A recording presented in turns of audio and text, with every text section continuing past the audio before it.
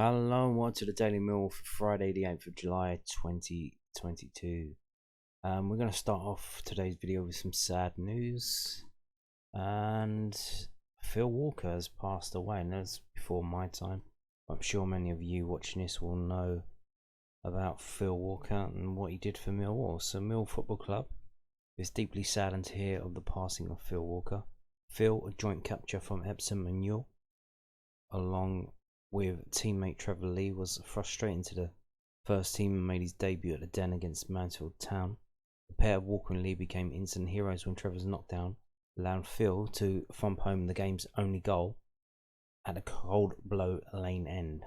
Phil went on to become a fan's favourite with his fierce shooting and equally hard running, particularly with his box-to-box exploits. He also possessed a peach of a left foot which brought him his goals. In his initial season as a Lion, Phil registered 35 appearances that displayed self-assurance in his ability and no less consistency. Phil was a member of the squad who won promotion in 1976, and he took to second division football like a duck to water. His performances began to attract numerous suitors, and it was neighbours Charlton and Flegg who forked out a fee of £120,000 to take him to the Valley in July 1979. After a loan spell with Gillingham, Phil joined Eastern FC of Hong Kong in May 1983, and from 1985 he enjoyed a marvellous spell in Portugal with the likes of Lehoses and FC Maya. It was Phil who introduced Carlos Fanguera to Millwall in August 2005. On his return to England, Phil set up a soccer school in Wandsworth. Phil's Millwall record saw him play 167 games and register 22 goals. Everyone at Millwall sends their condolences to the family and friends of Phil at this sad time. Yeah, only 67 years old. Phil Walker passes away there. Quite sad. Like I said, bought him and Trevor Lee from non-league Epsom and Newell, threw them straight in, and they scored the goal that won the game. Trevor Lee was the one who set him up for him to score. That's one way to make your debut. I mean, incredible stuff. And yeah, and in total, if we get it laid out here, you can see they have it here because they only count domestic league appearances and goals, so they're short here. But he had 146 games for Millwall, 17 goals in the league, and yeah, the most of his career in England, he actually had more games for Boa Vista. He seemed to really get on out in Portugal. So indeed, and his nephew is the Southampton player Carl Walker-Peters. So interesting stuff. Yeah, sad. 67 years old and passed away today. Yeah, let's move on to the rest of the video now.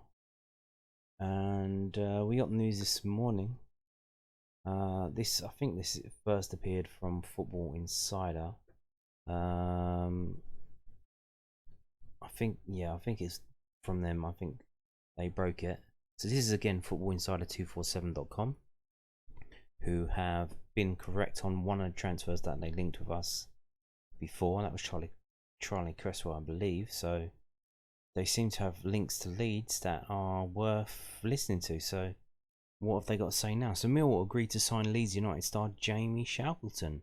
Millwall have agreed to sign Leeds United midfielder Jamie Shackleton on loan, sources have told Football Insider. The Championship club are putting the finishing touches to a deal that would see the 22-year-old become the second United player to head to the new Den. Now Shackleton is set to join his younger teammate after the green light from Leeds Chiefs. Manager Jesse Marsh does not see the United Academy product as a key player for next season, and has already strengthened in midfield from the landmark departure of Calvin Phillips to Man City. And then they go on to talk about more. His imminent move to Millwall was a blow to Reading, whose boss Paul Ince is open to lure the former England under-20 international. Shackleton, who made 16 appearances in all competitions last term, only featured once following the arrival of Marsh in February. So out of favour with the new manager coming in. Kind of weird, but that's how it goes. He has operated mainly as cover for Luke Ayling at right back since the Whites won promotion back to the Premier League in 2020. So he's back up midfielder and back up right back. Interesting stuff. Now, but they've actually signed an actual right back, so he's now literally further down the line. So he's coming to us as what? As a right back, as a midfielder. Well, probably both. This is probably the type of player that Gary Rowett would love, because he can play in several different positions. So I assume that he's the right back cover, which hopefully he doesn't mind playing there, because if that's why we signed him, he might not be happy playing there, covering for Danny McNamara. But here's the thing as well, if he can play more than one position, that's gonna help him get game time. Shackleton still has 2 years left to run on his current Leeds contract, and we'll be hoping a loan move away will give him a chance to impress with a consistent run of games. He's played 79 times for the Yorkshire Giants since his debut in August 2018, including 10 Premier League starts. So it seems he's a bit part player in the Premier League, but he's probably a very good player in the Championship. Oh, good player in the Championship, but in the Premier League he's just kind of a squad player. So interesting stuff. He has Premier League experience despite being only 22 years old, and he should take to the Championship like a duck to water. So this seems like a really, really good signing as well. Yeah, everyone seems to think it's happening, so hopefully it does, and that will be another feather in Mill's cap. I mean, the optimism is just off the fucking charts now, isn't it? If we sign this lad, and then you've got to think, who else do we get? We're trying to get the target man, Ellis Sims from Everton. Do we get him? If we don't get him, do we get another? Try and get another target man? I don't know. We're probably gonna try and sign another striker. I've got a feeling that he doesn't really rate the two youngsters that we have, Alex Mitchell and Isaac Loffey. So probably look to them to go out on loan again. And then you've got to think he's going to try and bring another striker in if he can get them, but we'll see. So news today of a game being moved for Millwall, because Sky Sports have made their TV selections for August, and this is what they are. This is from EFL.com, and here are all the games that they picked, and you will notice as you scan through the list, a lot of Watford, a lot of Sheffield United, a lot of Sunderland, and a lot of Norwich. And it is indeed the Norwich City game, Millwall at Norwich City, an away game for Millwall, that has been moved. So if you're a season ticket holder, you haven't been messed around, because I know it does annoy you if you can't make certain games. You can't make weekday games, you can only go on weekends, and you've bought a season ticket, and then you're like, you can't make it. You've got to, what do? You lend it to someone. What happens? It's all a bit of a shit show. But this is an away game, so not too much disruption for you Millwall season ticket holders. It's Friday the 19th of August. It's been moved back from the 20th, and it is an 8 PM kickoff for some reason. I don't know why, but it seems midweek games from Sky Sports are kicking off at 8 o'clock instead of 7:45. Literally have no idea why they're doing that. Yeah, it's all very weird. What is the purpose of that? In terms of like the actual fans who go to the actual games, getting trains back and whatnot, is that gonna be helpful, or is that gonna be a hindrance to them? Do Sky give a shit? I bet they don't. They would probably rather you didn't go to the game and pay to watch it on your televisual set. So there you have it. So far for Millwall, only one game moved. So count yourselves lucky that the club have had a little spat with Sky Sports over their piss poor coverage of the situation last season or the season before, and told Sky to fuck off. So hopefully we won't have too many of our games messed around by Sky, which is either good or bad depending on how you see it. So moving on now to tickets. Tickets are now on sale. Tickets to the Stoke game are now on sale, and tickets to Cambridge United game are on sale. And they've got different release dates depending on what level you're at, and the prices obviously have been announced. So this is from millfc.co.uk. Millwall travel to Cambridge United for a Carabao Cup first round tie on Tuesday the 2nd of August, kick-off 7:45 p.m, and tickets will go on sale to season ticket holders from 9:30 a.m. on Tuesday the 12th of July. So next Tuesday tickets are going on sale to season ticket holders. Now, I don't know if they're expecting a massive rush for this, but kind of weird that they're restricting it, but I guess it gives value to season ticket holders to get the pick of the seats, because there are 2 sections for sale, I believe.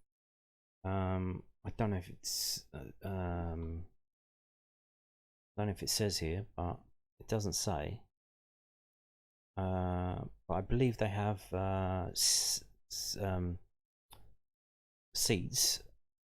a seating section, and I believe they have a standing section. So if you don't want to sit down, or if you want to you do want to sit down, it probably helps if you're first in line and you're a season ticket holder. You get first dibs. Tickets will then go on sale to members from 9:30 a.m. on Thursday, 14th of July. Tickets are priced at £15, adults £10 over 65s, £10 18 to 21s, £10 armed forces, and £5 for under 18s. Tickets will go off sales 2 p.m.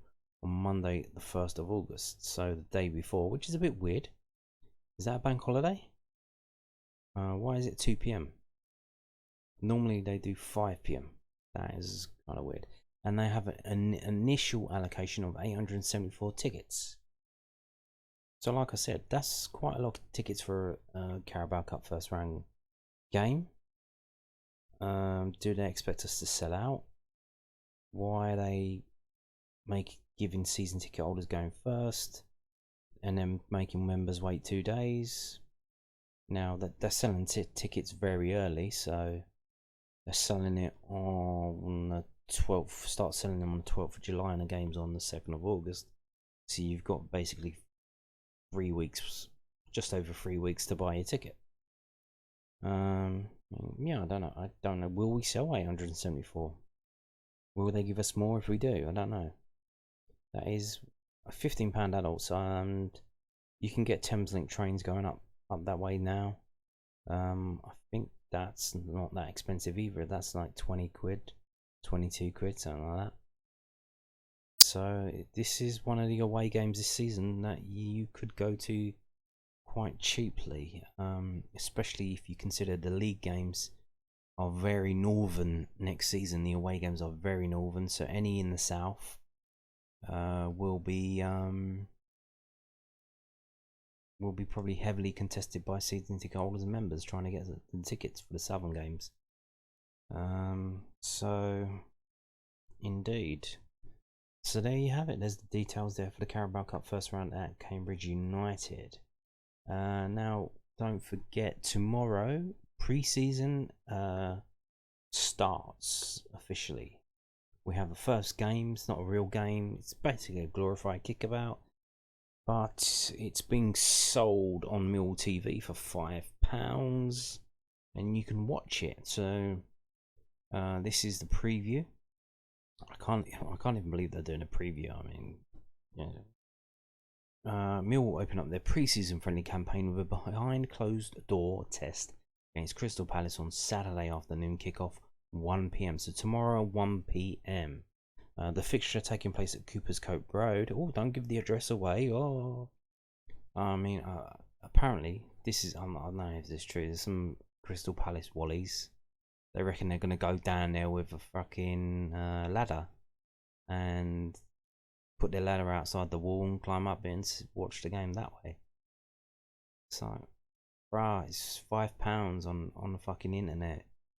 Like, what if just stand outside Tesco and ask for change? You look like you probably need it, so you would probably get it quite quickly. I mean, why are they spazzing out like that? I don't know.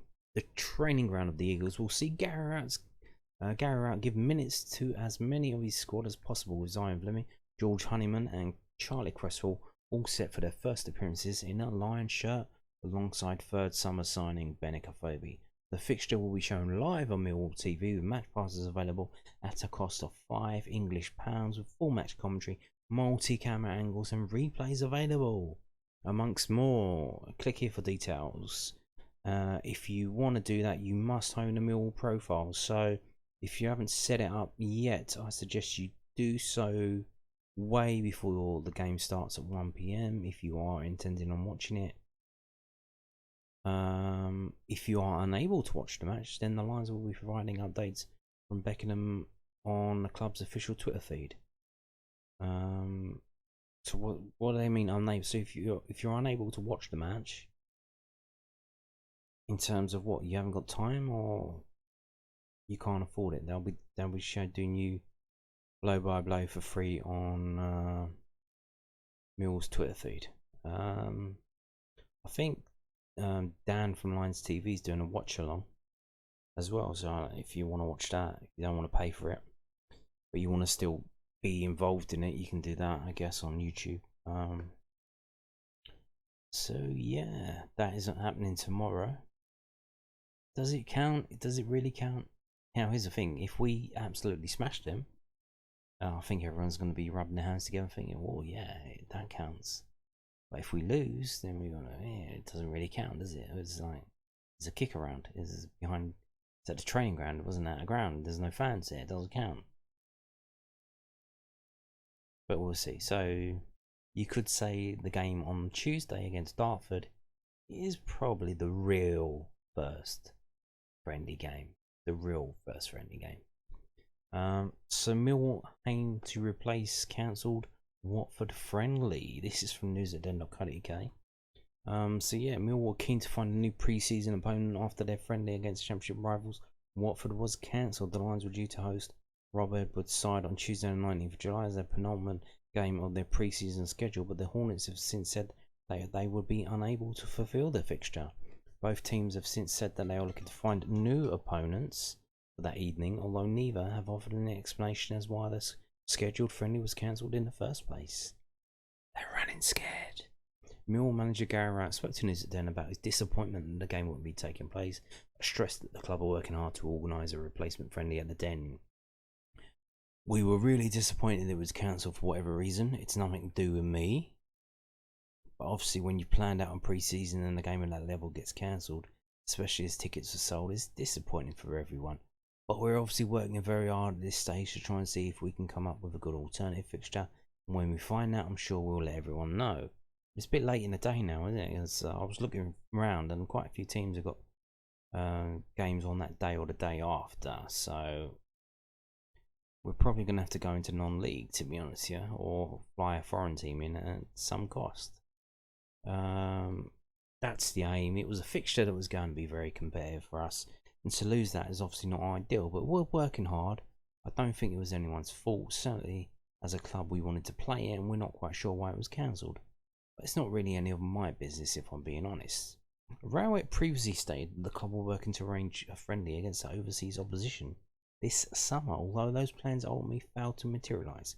It remains to be seen as to whether or not such a match could replace the cancelled fixture against Watford. The Lions will play their first pre-season game tomorrow afternoon, blah blah blah blah blah, which I just told you about. So yeah, it seems a lot of the English clubs in the league have already got games sorted out for Tuesday the 19th or Wednesday the 20th. So we've got to go dip into non-league, or we get a team from abroad. I don't know. Maybe a Northern Irish team. Does that count as abroad? Will that break the Northern Ireland protocol, whatever the fuck that is? I don't know, but everyone keeps mentioning it. Maybe we can get a team to come over on this Channel Tunnel, quick and easy. Get the train in, get the train out. They can get the train to St Pancras, get the train down from St Pancras to South London, and then it's all good. It's all good, I don't know. But we'll see. We will see. So this popped up again. So there's conflicting stories whether Danny McNamara has actually got a long-term contract or not. And we now have this from londonnewsonline.co.uk. Millwall in talks with Danny McNamara of a contract extension. Gary Rowett has spelled out his desire to keep Danny McNamara at Millwall. The 23-year-old Lions right back has been linked with Queen's Park Rangers. The R's made a second bid for McNamara on Thursday in the region of £300,000 that was instantly rejected by Millwall. The Lions were already discussing a new deal with the former Republic of Ireland under-21 international, who they recalled from a loan at St Johnstone in January 2021 to slot into their side. Dan McNamara has made 55 appearances for the Lions. Here's the thing. Where did this come from? Did this come through in facts? Can we actually confirm that this is from QPR? Or is this someone playing? Is this the agent sending it on a QPR headed notepad? I mean, because that is such a low offer. Or is he? Did they ask QPR? Did the agent ask QPR to put the offer in? Because could you imagine if they actually said yes and then QPR went, fuck, we actually don't want to buy him. We were just asked to put this offer in by the agent. Yeah, weird. Isn't it weird that when the club are discussing extending a contract with a player, that they suddenly get a random offer from another club in London? Isn't that kind of weird? Danny is a player we value a lot, Rowett told the South London Press. He's had a very good last season. He's a young player we brought back from Scotland in order to give him an opportunity to play in our first team. We are in talks with him about extending his contract. Our aim is to come to a conclusion with that as soon as we can, because you want him held. You want him giving himself his best chance to play as well as he can next season, because if he can kick on again, then he's turned into a really, really good player. That's as far as it goes for us. That's the aim for us. I don't really get involved in any outside speculation. I've read that we're in for players that at times I've never heard of. Clearly people distort things in the press. For every one story that is correct, I'm sure there are 3 or 4 people trying to do little bits behind the scenes. Our focus is on getting Danny sorted, giving him a chance and a platform to be happy, to push on. That's our aim, to get there as quickly as we can. Did you see what Gary Rowett did there? Did you see what he did? He's literally saying this is complete fucking bullshit. This is some funny business going on, but he didn't say it without saying it. So he's talking about Danny, then he goes off to talk about, oh, I don't really get involved in speculation. I've read that we are in for players that I've never heard of. Clearly, people distort things in the press.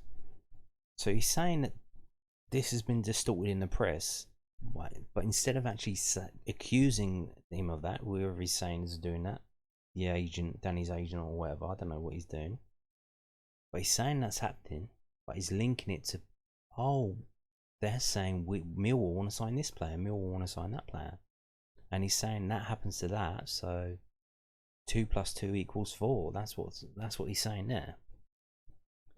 Very diplomatic comment there from Gary Rowett about what's happening with this whole entire Danny McNamara thing, and then he switches it back. So for every one story that is correct, I'm sure there are 3 or 4 people trying to do little bits behind the scenes. You can see what he's saying here. Gary Rowett is a very, very clever cookie. But then he switches it back. Our focus is on getting Danny sorted, giving him a chance and a platform to be happy to push on. So you see what he does there. He does a little non sequitur, but that you think's a non sequitur, but it's not. He's actually talking about the matter in hand, but he doesn't directly say it. He just implies it. and it's up to you to put the pieces together. Very clever there from R.I.P. So he thinks this is some funny business going on behind the scenes, and you've got to think that's Danny's agent doing that. I don't know if it is or if it isn't, but they were already discussing a new deal with him, and then all of this comes out of nowhere. Weird. So we're going to finish now with this. Now I told you that the club had said they're putting a planning application for the new training ground with Sevenoaks District Council. Now I had a look, it wasn't there, but I saw something which was about the Millwall bid, and it's something that was done in April, so way back ago in April, Wednesday the 13th of April. So the address is land south of Thames Weald, Falkham Road, West Kingsdown, Kent, TN156AY, which if it was a personalised number plate would be Teenis Gay. What a strange postcode. Teenis Gay 6AY. So that's the postcode of Millwall's new training ground.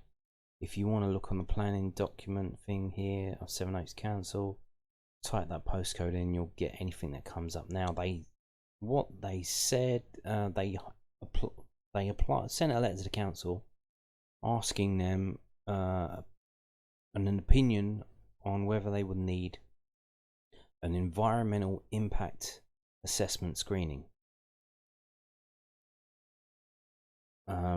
Literally, whenever you're doing a massive building like this, 23 hectares I think it is, you have to have one of these. If they were building buildings there, they would have to have this, and they would have to discuss what's going to happen with the trees, what's happening with the local wildlife, what's happening with the water. If you're putting concrete down, literally, where does the water run to then? Where's it going to pool somewhere? Going to drain somewhere? What's happening with it? So you have to do all that. So Mill put this in, and the decision was an environmental impact assessment is not required.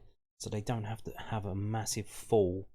I'll bring up the document that's linked with it. It's here. This is it. It goes on for quite a while. I'm not going to get into it. So yeah, one interesting thing that comes up in the past, I don't know if we bought this from a company, but there was a company that wanted to put a park of solar panels there. They applied for permission and it got withdrawn. So that's what happened to that area in the past. There was a company trying to put solar panels there, and then for some reason didn't go through. And these are all the things that they need to consider. It's green. It's in the green belt. There's ancient woodland there. It's adjacent to an air quality management area because obviously you've got Brands Hatch, a lot of car fuel coming off, high octane fuel. You got the motorway there, so you want to make sure the air quality stays pretty decent. There are tree preservation orders nearby. There's archaeological shit because there's like just down the road you got Lulling Stone Castle. You got Roman villas and shit nearby, so maybe if they dig in the area, they might find some shit under there. That will hold things up. So you probably don't want that. Yeah. So what the conclusion was? So they put it out to consultation with other stuff, and they put it out to Kent County Council Highways. They didn't say anything. All of these other people didn't really say anything. They didn't get involved, so they didn't have any like comments or complaints to make. And then the last thing was, so they go through all the comments like production of waste, and then they say la la la. Some degree of nuisance is likely, but not a significant environmental impact. Major accidents, traffic. They say traffic is probably likely to be the main issue, especially if events clash with Brands Hatch. However, the proposed development is for private use for the club only, and events will be infrequent and scheduled to avoid clashes with Brands Hatch. So what kind of events would they do? I don't know, maybe something for the local kids. I don't know. Open days, they could do stuff there. I don't know if they've done that as training ground. Have they ever done anything there? They normally hold it at the Den or the Bellina Centre nearby. Maybe they might do something there, but it's not going to be a permanent or consistent thing. And then they talk about all this other stuff going on, and literally the conclusion, which I'm just going to read. In line with the test detailed in the EIA regulations, it is not considered likely, based on the information available, that the proposals would have a significant impact on the environment. As a result, it is not considered that an environmental impact assessment is necessary in this case.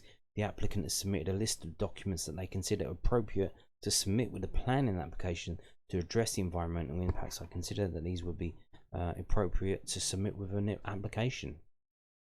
So yeah, they're going to discuss what they're doing to mitigate all the things that are listed above in terms of the environment with the planning application. So hopefully this will speed it up. They won't have to have an EIA, which might drag it on. Hopefully it'll go through. So this is the only thing I found on Sevenoaks District Council website so far. But you see, so this was we look at this letter. This letter was dated the 26th of April, and it was put up on the 4th of May. Apparently, because it has to get, if I scroll down again, so you can see the case officer wrote up this letter on the 26th of April, signed it off on the 27th, and the manager or the supervisor signed it off on the 4th of May. So what is that? That's literally like a week later. So if they put the planning application in when Steve said it this week, we might get it online next week once someone's taken it in, had a look at it, signed it off, and uploaded it to the Sevenoaks District Council website. So sometime next week, hopefully bring you details of what's actually going on and what they want to put up there. So won't that be fun to have a look through that? And on that note, thank you for watching, and goodbye.